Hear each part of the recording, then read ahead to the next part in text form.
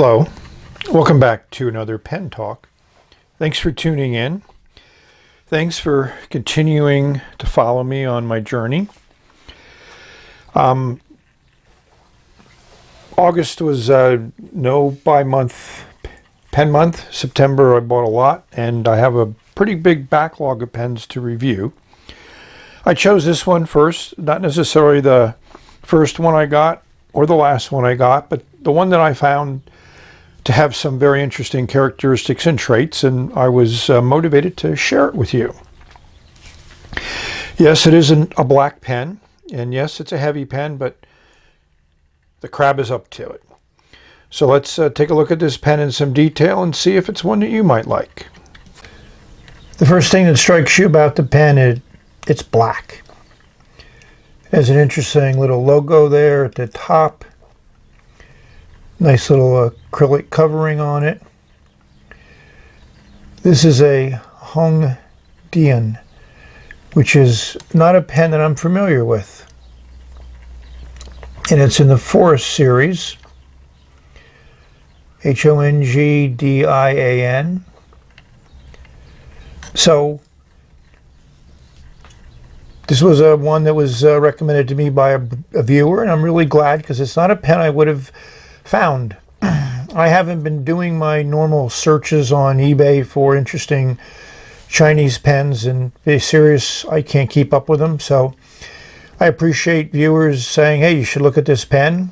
And I went and looked at it and I said, definitely of interest. This clip is extremely stiff, and I would call it almost non-usable. You can pry it up, and if you had a thin, strong fabric, you could go underneath of it. But for those of you that like a nice functional clip, this one may not suit you. And like I said, it is definitely black. It's a pull-off cap, seats well. As we pull it off, we see that black theme is continuing. Nice black section. On the thin side, the pen fits fine in the hand, unposted, and it's a nice weight, not too heavy, not too light. It posts securely in that little indent, but that cap is not light, and it certainly changes the balance of the pen, not necessarily making it unbalanced, but certainly from my writing, I would probably write with this unposted, but for those that like to post, it does post. And of course, I focused on the nib. There's a nice branding on the nib. Try to get that light to really work well. And it's a full fude. Looks like about a 60-degree fude there. Your standard plastic feed. There's lots of concerns over black nibs like this holding up, but if I was to wait to see if this held up over the next couple months, by the time I did a review, it may not be available. So just keep that in mind, that's a potential. I've had hit or misses on black nibs, but that's certainly something to keep in mind. But to me, it's like patina and wear. It's a sign of use. So let's take a look at the pen in some more details, take it apart, and then also put some ink on it. Ink it up and see how that fude nib performs. The HongDian pen is very black. It's extremely well made, consistent black coating. There is a nib unit. Again, based on those threads and the size, it looks unique. But that is the first black fude nib I've ever seen. So I'm going to look interested in seeing how that writes. It's a little bit of a above average converter. It has that nice insert at the bottom that makes for a very secure seal when it's put into the section. Just standard screw converter. And again, as we can see on the barrel, very consistent, very nicely done, very clean threads, everything Fits together very, very well. This nib didn't pull out on first try, but right now I'm going to write with it before I do anything else because I did want to get the fude nib. We're going to use our LED light to look inside the cap. And there is like kind of a rivet at the very top, not a screw. So hopefully that makes an airtight seal. And there is kind of like a clutch ring in there. Looks like there's an inner cap. So the nib looks like it should be in a nice airtight small area and should hold up well. And we'll report on it if I find anything unusual. From the LED light, which would show up any imperfections, that black coating is really consistent. So we'll do a quick size comparison. Here we have the HongDian, Pilot Metropolitan, Lamy Safari, and a Monteverde and Vincia, another all-black pen. So lengthwise, they're all about the same length posted. Unposted, they reveal a little bit more distinctive characteristics. This is the smallest section of the group, but none of these sections are big. The Lamy Safari is a section unto itself. This is a small number 5. This is a standard Pilot smaller nib. Here's your standard Lamy nib. And then it's like a number 6 in the Monteverde. And it also looks like a stubby.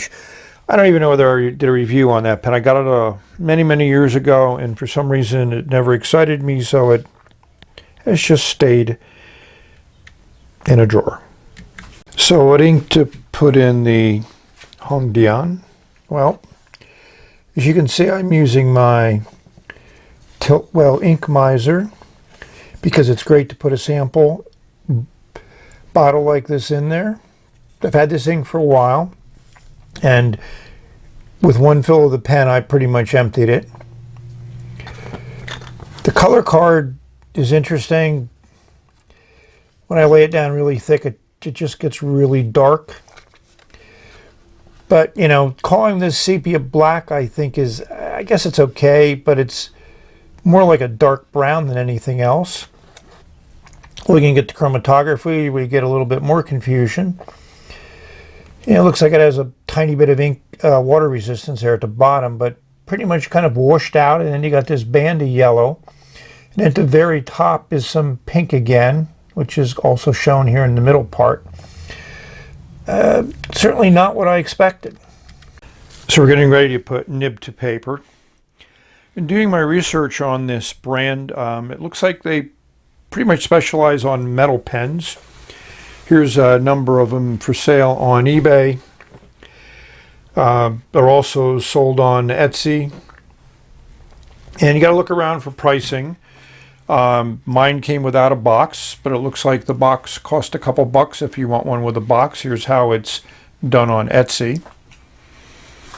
And if you would like this pen, looks like you can get it for under $12 US, at least on the USA eBay. This is definitely a pen I would write with unposted. You know, here's the weights of the various components and the pen itself. So without the cap on, the weight is a little under 20 grams, and that's a little bit above average, but certainly within the realm. The section's not slippery, but it is definitely about as small as I can deal with as a section. Here's those dimensions. But I think it's time for that ink to flow onto the paper.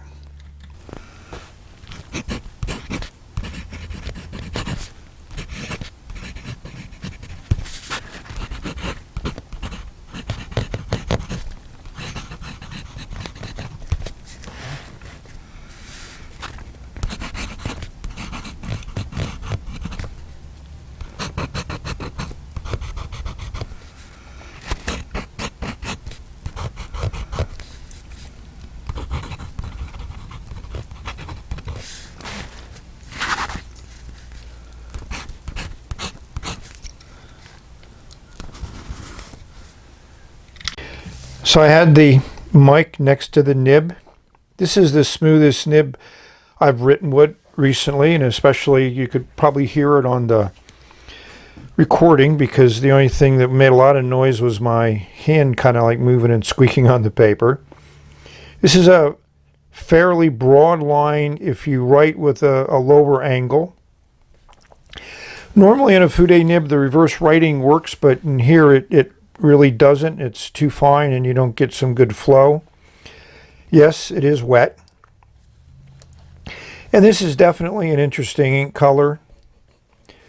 Don't know whether I would buy a bottle from this sample, but I'll certainly give it some thought. And my computer beeped. Let me turn that off.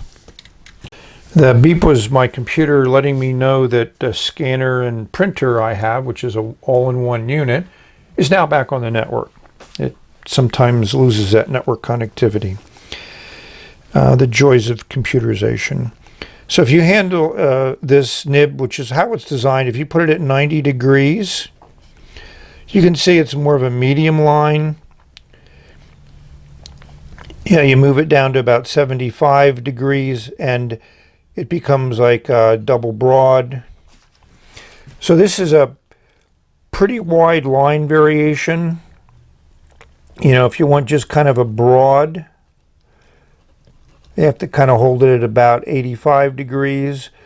So because of that, to me, extreme fude that this is, just a slight angle variation changes the width of that line. And here we have definitely maybe a 4B. I mean, that's definitely wide. So I enjoy fude nibs. I wouldn't want to be the only nib that I wrote with, but certainly in this pen with this ink, it works well. So now we're going to rate this pen, and I'm going to give it an 8.5. One check for the nib, and one check for the nice black color and great build quality. So let's go to the details. Here we are with the detail ranking, and my original recording did not take. So design gets 2 check marks. I think it's a good design, but I wouldn't put it in the great category. And the design of that clip is pretty much non-usable. Engineering is also 2 checks. I mean, it's well done, but nothing exceptional. I think the build is very well done. You get 3 checks for that. You know, all the threads are done well. It fits together well. The cap closes well. And writing is definitely 3 checks. I just have a soft spot for fude nibs, and this one works extremely well. I think the pen looks great. You know, you gotta have to like black pens, stealthy pens, and this one certainly fits the bill. And for value, I'm giving it 2.5. I mean, I think it's a good value, but not a great value. And for a metal pen, I like it, but I do like that Moonman brass pen, or the Delight brass pen that I did a review on. Just feels better in the hand, and it writes just as good. More of an everyday writer than this pen is. So I did the closing and did not record it. So we'll do it again, and we'll do it live because it's good to see ink on paper. So thank you for watching. Hope you find a nib and ink that encourages you to put thoughts on paper, draw some interesting things, scribble, doodle, whatever it is. It's always good to do that. So we've reached the end of this video, and there's a whole bunch more in the queue, so I'll be working a lot in the next couple weeks, and it's a nice rainy day, so no work outside today. So hopefully you enjoy your day, enjoy your writing, just enjoy everything, and enjoy life especially. So we're going to say bye for now, and I do like the way this nib and ink work.